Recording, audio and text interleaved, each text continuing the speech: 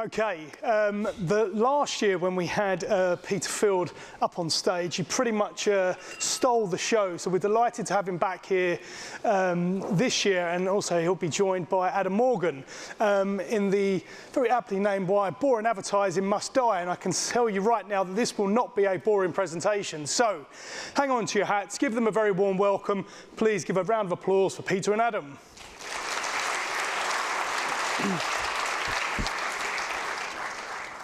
As part of this project that Peter and I are going to tell you about, I had the great pleasure last year of going and interviewing the head writer on Sesame Street.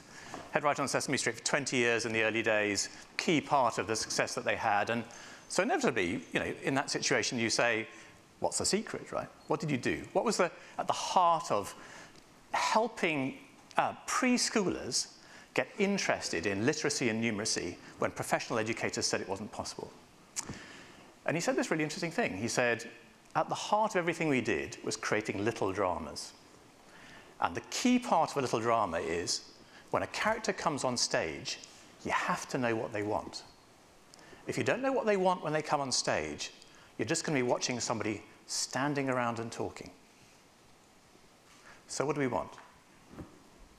We want the marketing and communications business to look much harder at the vast quantity of dull and mediocre content that it is putting out and be much less tolerant of it. We want all of us to understand just how expensive it is for our brand and for our business to produce and put out dull content.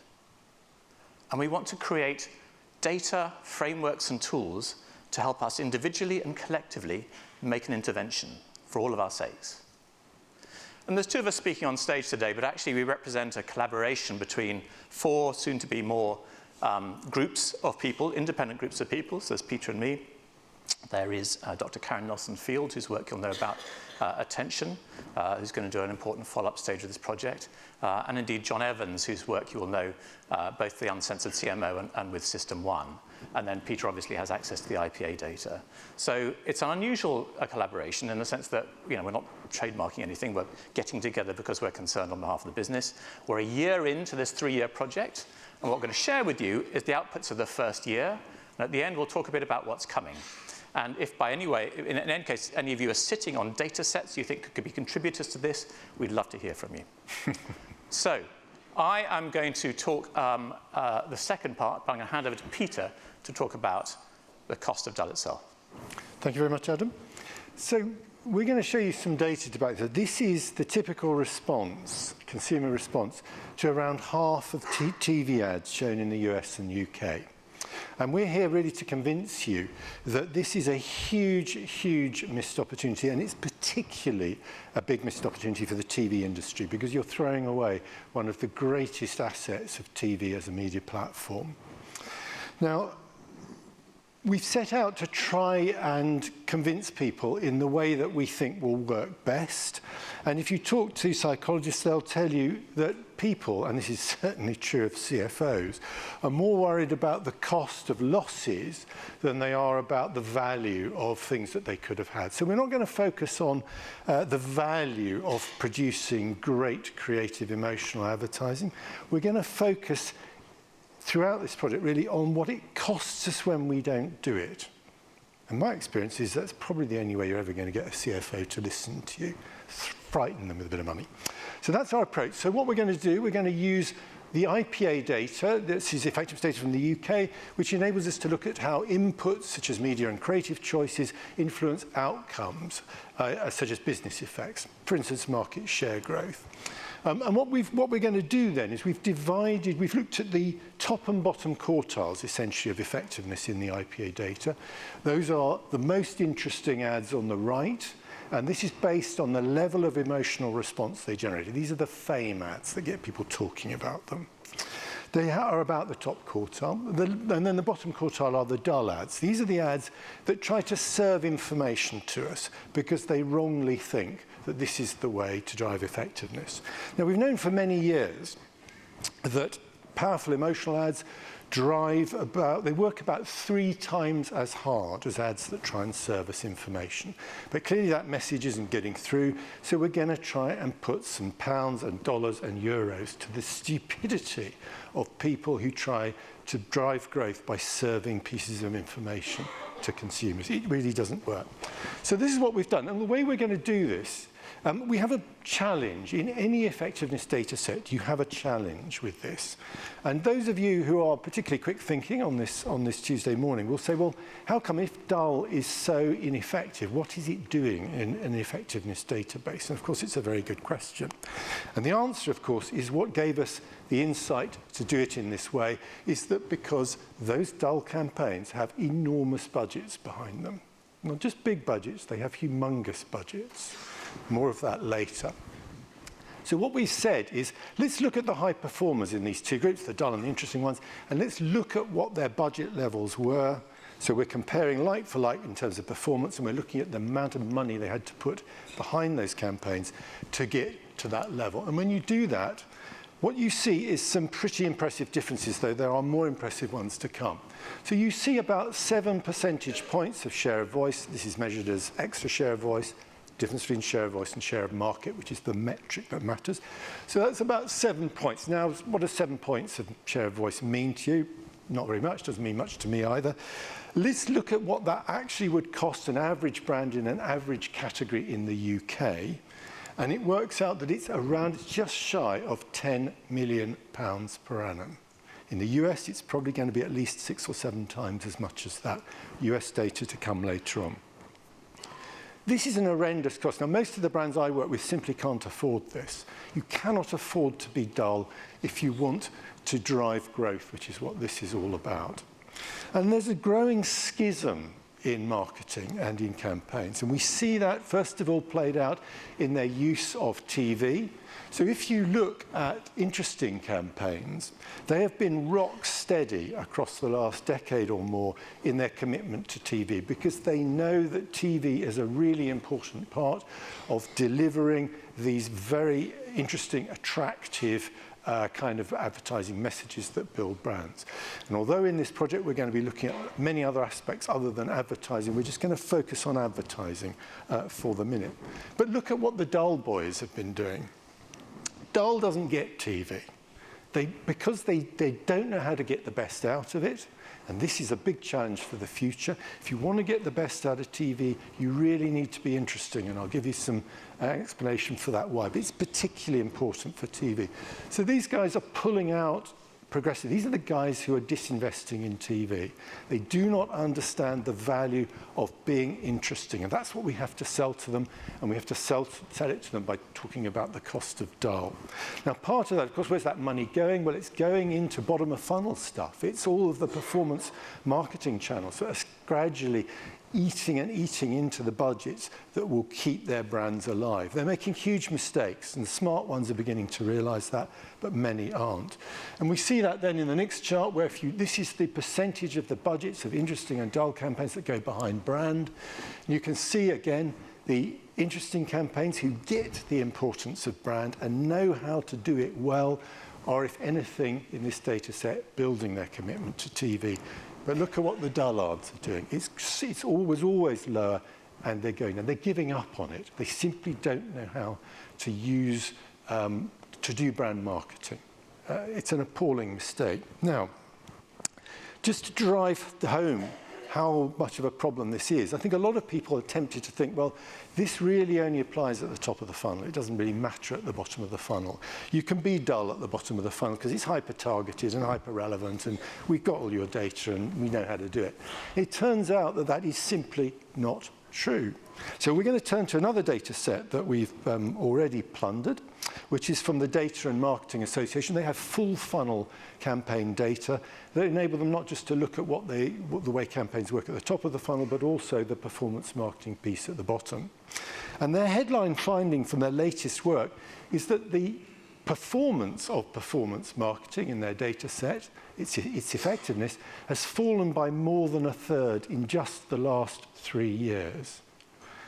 Now, no performance marketer should be ignoring data like that. If their listening skills were still working, they would be worrying about why that was the case. And of course, the problem is that they are increasingly not investing enough in the brand, and they're not using the right media to build the brand. So let's look at their data. And what you can see here is that the cost of dull runs right through the funnel. Essentially, the bars at the top of that are top of funnel, and the bars at the bottom are more top of funnel. Okay, the more obvious, the more evident cost of dull is at the top of the funnel, where you'd expect it, where we're trying to reach out to lots of new customers and turn them onto our brand. They don't even know us. We've got to be interesting there. But even at the bottom of the funnel, their data suggests that there is a very big cost of dull. So being dull doesn't work for anyone. It's a really stupid thing to do. So we've got the situation, their data shows a clear time trend. They're seeing this getting worse and worse over years. And we find exactly the same with the IPA data set. We see this a challenging, increasingly challenging climate for marketing, but we see the cost of dull growing. I haven't shown you the data for that, but what I'm going to do now is just to show you a chart that shows you the stark difference between dull and interesting in its ability to build a brand. So same thing, we're going to compare most dull with most interesting, but we're just going to look at headline effects here. How many brand effects? We have a basket of 7 brand metrics. How many of those do they influence? And when you look at that, and remember, the dull campaigns have humongous budgets. On average, it's in the UK, it's about £16 million per annum greater. These are huge budgets. And yet, despite that, they generate just over half the impact on the brand as the interesting campaigns. It's a crazy, crazy thing to do. It really is. Now, at this point, usually a lot of people from performance marketing backgrounds say, yeah, but it doesn't matter. Why do we need to build brands? Think of all these successful startups. Classically, startups use performance marketing. They don't need brand. It's a thing of the past. Now, that, of course, is one of the many gross fallacies that have come out of performance marketing in recent years. It's completely untrue because it's only true for the first year or two of the life of a performance of a startup. When you're a new brand, you have novelty, and you're interesting, and hopefully you're different as well. And there's an interest in your brand that comes from that and that alone. You don't have to do the brand bit. But as competition arrives and you're no longer the new kid on the block, you have to lean in more and more to brand. And we see that in the IPA data. This is the sweet spot balance between what you need to spend on brand in this lovely cerise colour, and the greeny yellow colour is what you need to put into performance marketing. And you can see how in the early years of a startup, it is right to lean into performance marketing more than brand, but the smart guys still start to build out their brand. But if you want to scale your brand, if you really want to make the big time, and you want to be bought out and make squillions and go and live on Hawaii for the rest of your life, you really need to start leaning into brand, because you ain't going to make it to the big league if you don't. And this, of course, is the inflection point that so many startups miss. Smart private equity companies are fully aware of this, but many are not. If you don't start pivoting and leaning into brand within your first few years, you will never make it to the big time. And that, of course, is the absolute brilliant moment where TV often saves the necks of these companies who would otherwise flounder and fail. So it is a huge, huge issue. Now, happily, Adam will be giving you an example at the end of his presentation of a startup that absolutely knows this and got this and is doing something really exciting that we all want you to hear. So it can be put right if you know what to worry about. Think of the 2 most important metrics that a startup needs to drive. We're coming back to the cost of dull now. If I was a startup, I would really want to be building my awareness out if I was trying to become big league. And this is the cost of trying to do it with dull advertising versus interesting advertising. It's even worse than the effectiveness data I've already shown you. It's going to cost you about £27 million per annum extra if you want to match interesting competitors out there.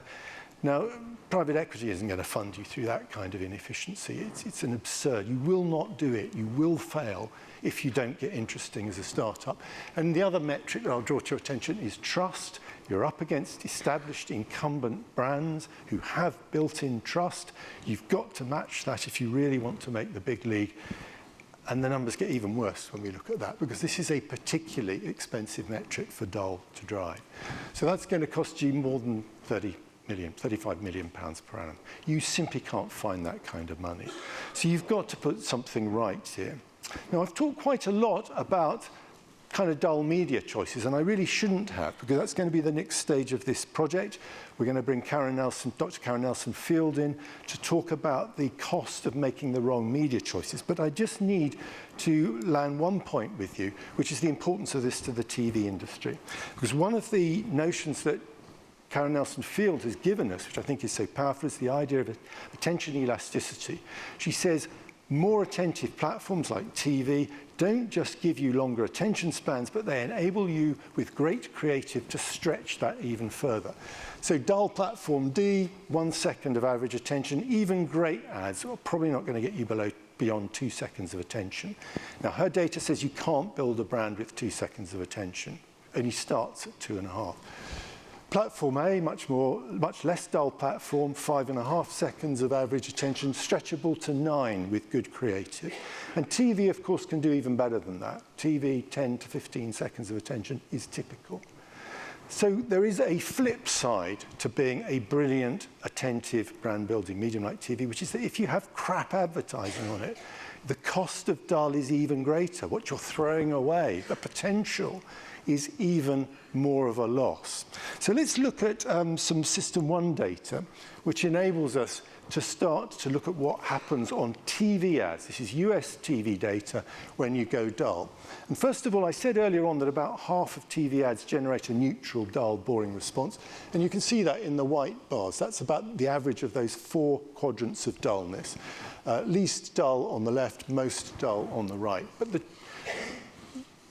this teaches us really 2 really important lessons. Firstly, that what suffers when we go dull is happiness and surprise. Those are the 2 advertising responses that most suffer. And they are 2 very strongly linked metrics to effectiveness. So what it means is that when we go dull, we start to rack up some really big costs. And this is their estimate of the cost of dull in the US economy.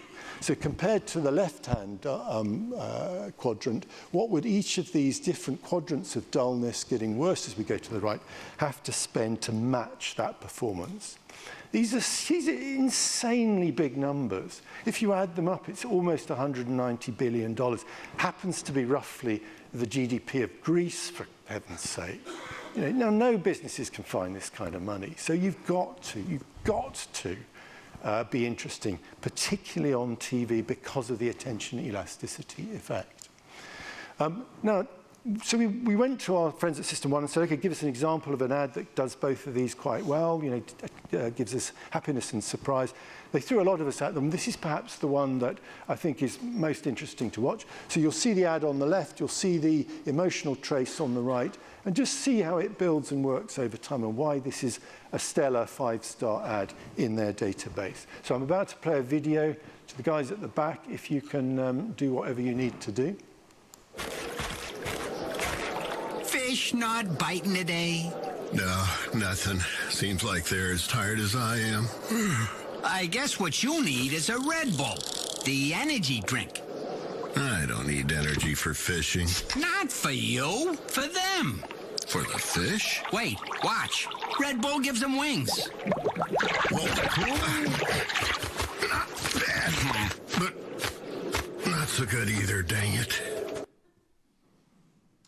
Okay, Adam will show you, I think, a very exciting ad later. But just by way of a segue to Adam, I'm just going to pull out some of the features in the IPA database that we know, they're creative strategies that we know strongly relate to effectiveness.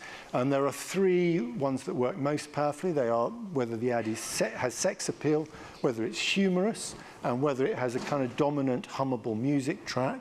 And when we look at that, you see those all have very powerful impacts on effectiveness. Humour particularly, we saw that in the last ad. Adam will show you one with a lovely music track later. Contrast that with the classic tools of bottom-of-funnel dull advertising, which is testimonials and this authentic slice-of-life kind of approach. We've got a playback. I mean, they're dull. They're dull. They make for dull advertising, and you can see the impact on effectiveness. So please do not go there. I'm going to hand over to Adam, who's going to give no one in this room an excuse ever to be dull again. Okay, you have been warned. So if that's the cost of dull, and I think we'll agree it's unacceptable for us individually and collectively as an industry, what are we going to do about it? So the twin part of this project is a bit of research called Let's Make This More Interesting, which is highly qualitative. I've spent 25 years of my life with my company, eatbigfish, researching, writing about, working with challenges. And challenges are interesting in this respect, obviously, because it is existential for them to be dull. Not only do they not have the budgets that can afford to spend an extra 10 million on punching through, but actually, if they're not noticed, they're just going to disappear. So interesting for them, but the latest bit of it is a project called Let's Make This More Interesting. It's a podcast, if you're interested. And I'm learning deliberately from mostly outside marketers. I'm learning from people whose jobs it is to make dull subjects interesting. Physics teachers teaching a class of disaffected 12-year-olds, only 20% of whom are interested in physics, let alone interested in Sir Isaac Newton and forces. Reality TV show producers. Adam auditions for Britain's Got Talent. Adam's got the voice of an angel, but boy, is he boring. My job as a reality TV producer is to make sure when Adam steps out on stage and Simon Cowell says, "So Adam, tell us about yourself." I've got 90 seconds, she says, for the audience to make a connection with Adam, otherwise we're dead. So interesting ranges of people outside marketing and seeing what we can actually learn from them. And what I'm going to share with you is just the beginning of a tool. It's just 5 questions. None of these questions on their own will make you fall off your chair. But if you think about the last bit of dull content you were working on, or perhaps the project you're working on now, and examine it against these 5 questions, we'll start to push against dull and the forces of dull. So these are the 5 questions. I'm calling this the anti-dull dial. I'm going to go around each of these questions and give you an illustration, I think, of what good looks like in each case. And I would invite you quite seriously to think about a brand you're working on, or a project you're working on, or a presentation you're about to give, and just ask yourself whether it really delivers on each of these 5 questions. So the top one, obviously, is are we meeting them where they care? And are we talking to them in their language? And of course, connection at some level. Real connection is at the heart of making anything interesting. If you don't connect with somebody, you can't do it. And we might think, well, of course we all know that, Adam. We've all got insight departments, for God's sake. That's what they help us do. Well, do they, really? It's quite a striking piece of data, isn't it? 55% of Britons say that they can't think of a single brand that they can connect with. And this is one of Peter's points, fundamentally, is we all assume people are much, much more interested in our categories than they actually are. We've got to do much more. So what would it mean to do more? Well, let me tell you a story. I went to see the film director Richard Curtis at a Wackle event in London a few years ago, and he told this fantastic story about Bridget Jones's Diary, the very first film. So he said, you know, we'd shot the film, we'd had a great time, and it's a comedy, of course, it's a romantic comedy. Shot the film, the actors had wrapped, they'd all flown back to LA or wherever they were, and I've edited it, and I thought, I'm just going to give myself the pleasure of hiring a cinema, getting an audience to come in, the right audience to come in. I'm just going to sit at the back before this thing launches and just enjoy their reaction. So he does that, right? He sits at the back, pulls the cap down, nobody knows he's there, audience come in, lights go down, thing comes up, and he waits for the laughter to start. It's a comedy. 10 minutes go by, 20 minutes go by, nobody laughs. Half an hour, nobody's laughing. Lights go up, hour and a half later, everybody leaves. And he's horrified.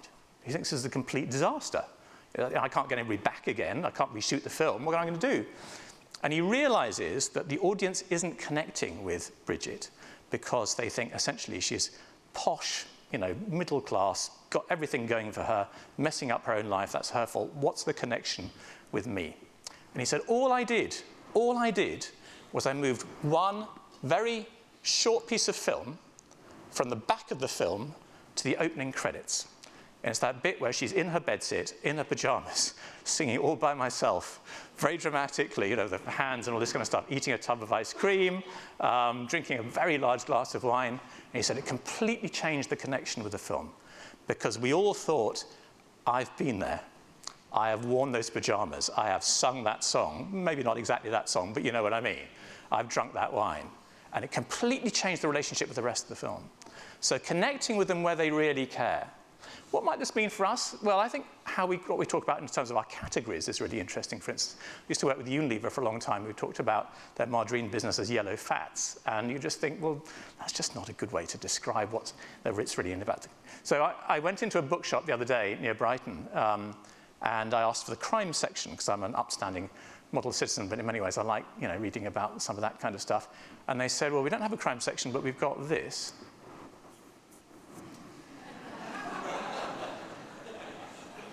I thought, how well you know me. That's exactly what I've come for. Thank you. Could I have a bigger basket? So meeting them where they really connecting with their care and talking their language. How can we push that to really reaching across this kind of invisible membrane and understanding what they really want out of something? Second question then is, are we denying one of their key assumptions about the category and making it surprising? So, fascinating study written in 1971 by an American sociologist called Murray S. Davis. And Murray S. Davis took what he called all the important social theories of the last 100 years, which Freud, Marx, all the way to Marshall McLuhan and R.D. Laing. I think Freud would have been horrified of being classified as a social theory, but you know what I mean. And he said, what do the ones that are still successful and the ones that are still culturally resonant and talked about, what do they have in common? And he said what they have in common is not that they are true, although they may be true, it's that actually they are interesting. And what makes them interesting is they deny a key assumption of the audience. So, Freud, disgust is repressed desire. And that's not what I thought as my disgusting reaction about something was. Marx, all that stuff about property being theft and ownership being theft, that wasn't how I thought about property in that kind of way. All the way through to the modern era, you look at Peter and Les's work, for instance, about marketing effectiveness. We all thought it was about better communications and better messages. They said, no, it's about emotion. Byron Sharp, if you want loyalty, get a dog. These are the modern kind of sort of marketing theories. They're denying our key assumptions. And if we want to have the same kind of relationship with our customers, we need to understand what the assumptions are. We need to think about how we deliberately deny them. And actually, if you look, of course, at the System 1 data, this is the stuff that Peter put up earlier on. Look at that dark green bar at the bottom. That is about surprise. That is the most powerful thing that one can do on TV. You'll all have seen this lovely, lovely campaign that happened just around the time of the Euros, done by Orange in France. Very deliberately, of course, setting up an assumption about, oh, here's the French male football team doing something extraordinary. Aren't they clever? To undercut that and say, actually, no, what you're doing is watching the women. Because, actually, you've got all sorts of assumptions about women's technical ability in football that we need to fundamentally challenge and undermine. And look what happens to it, 120 million views and counting. Third one is about, are we using emotions and drama and storytelling? And you might say, well, this is painfully obvious. Of course we know, we're in the TV business, of course we know we're supposed to be doing that. Well, let me just come back to this notion of little dramas and Norman Stiles at Sesame Street. So he talked about the fact that there were little dramas, and I said there were two ingredients to that, of which I told you one. So the other ingredient, one is you have to know what your character wants, right? Otherwise they're just somebody standing around talking. The second is you have to know what's in the way, and they have to really want to get through what's in the way. That's at the heart of every little drama, he said. If you look at any Sesame Street scene, that's essentially what's going on in it. And I was having a conversation about somebody who is a partner in a VC company that specializes in challenges, and I was telling him the story, and he said, well, I think that's interesting. He said, but I don't think this is an executional thing just. I think it's a strategic thing. If I look at the portfolio of 2025 brands that we have, and I look at who's doing well and who's doing badly, the brands that are doing well, they understand what they want, and they understand what's in the way. The ones that aren't doing so well, they don't understand one or both of those things. And it seems to me that there's a kind of strategic drama in successful brands that actually represents this idea, that builds that emotion in at its heart, that we overlook at our peril if we really want to be interesting and really want to be dynamic. Let's not just leave it to the execution. And if I think about challenges, and if we all think about challenges, we know what Who Gives a Crap wants. We know what Tony's wants. We know what Back Market wants because they've told us, and we kind of know what's in the way. Whereas conversely, there's a whole bunch of packaged goods brands we couldn't say that for at all. So think about this strategically as much as executionally as we go through. Fourth point, I'm actually not going to talk too much about. It's a whole sort of thing in itself about distinctivity and character. I will just tell you a nice story about it, though. There's a teacher who specialises in, who's teaching collage work to small kids in a primary school, and she said, I used to lose the glue stick all the time because the kids just kind of lost it and paid no attention to it. I did one very simple thing, she said. I gave the glue stick a name. I said, this is Derek, the glue stick, okay? And Justin, you're in charge of bringing Derek back to me after this lesson is over. Derek always arrives back in the box. Why? Because he's got distinctivity and personality. We don't think about that enough in what we do. And finally, the bar, right? When we're judging, is this good enough to go out? We're setting the bar way too low. We're comparing to other brands in the category or other B2B brands, and we're thinking that's okay. We're not thinking about really the competition that the consumer has got for attention in what we're doing. And of course, a really interesting example of this, and John's podcast, The Uncensored CMO, has got lots of interesting examples of brands that are making life much more interesting. And one of them, of course, is Liquid Death, which I don't need to explain to you. But a very interesting comment from Mike Cesario saying, once you realize that actually the bar is not what other B2B ads or what other soft drink ads are doing, because actually what other soft drink ads are doing is not particularly good either. Once you realize that the bar is entertainment, then A, you start to be much, much more selective about what you let you go through. And secondly, you start to choose people who've got experience in that field. It has organizational implications for you to be really systematically interesting. So just imagine that you've done this and you've asked yourself this question about your project or your next thing. What else might we want to think about? Well, I think just cueing what's happening next. As Peter was saying, so Dr. Karen Nelson-Field is going to do the next stage, which is looking at the cost of dull media. So a very interesting study. So that's going to take place over the next 2 or 3 months and come out probably in June. And we also partnered up with Jenny Zai at Weirisma. Weirisma track influencers and social. So we're looking actually, can we look at what the cost of dull is in that, what does dull look like in that world, what's the cost of dull in that world, and what are the characteristics. So we're moving through the funnel and into social as well, and now into media. And that will take us, I think, through to kind of 1.5 years of this 3-year project. And we're still looking for further collaborators. So I've actually just put my email up there. If any of you are sitting on data sets you think could be contributors to this and you're happy to share that in some kind of way, we'd love to hear from you. As I say, we're trying to create a kind of a sea of collaborators that could work on it. But let me leave you with one final thought, because, I mean, clearly AI is a very hot topic at the moment. And the key question is AI going to be a force for good or a force for bad in dull? And I had assumed until about 2 months ago that AI would be a necessary force of bad, right? Because the algorithm essentially compounds sameness. And that's part of the problem, which is everything kind of looks increasingly the same. The homogeneity of everything around us culturally as well as in communications is one of the key problems that we actually face. And AI is really going to compound that. And then I had an email from a friend in San Francisco who'd been inspired by the podcast and the work that Peter and I had done on Let's Make This More Interesting and the Cost of Dull. And she works for a tax services startup called Lettuce in San Francisco. So they essentially do tax advice for solopreneurs. Very, very specific. And she said, we've been doing kind of bottom of the funnel ad, and I just felt I wanted to do something more interesting and more dramatic. And I thought I'd try and do a musical about tax services and see how that worked. So I got 2 creatives, brilliant creators in San Francisco, and they wrote 8 different spots. And I went to my CEO, this is a fintech CEO, bear in mind, so he's not going to saying, sure, musicals, fantastic, love it. Quite a skeptical audience. And she said, I've got these 8 ideas. I want to produce them using AI and test them all against each other. And he says, how much is that going to cost? And she says, this. And he says, fine, let's make them all using AI and we'll test them. And the ad I'm about to show you, sorry, the brand is called Lettuce, and the ad I'm about to show you outperformed all the others by a factor of 10. Hey, Butterman, don't let your business hit an iceberg. It would be ridiculous not to use lettuce and leave yourself without an extra 15. Hail a year, picture yourself poolside or jumping off an ending board in Arugula or the Bahamas or what the hell, even Romania. It's fantastic, isn't it? So now they've taken it onto TV. Got a CEO of a fintech company running a musical with puns about lettuces as their first TV execution. And my point is this, really. if actually the cost of dull has never been more expensive, but as this just demonstrates, with AI, the cost of proving that more interesting is more effective has never been cheaper, then really what excuse is there for any of us to be dull anymore? Thank you very much. Well done. Perfect. Very good.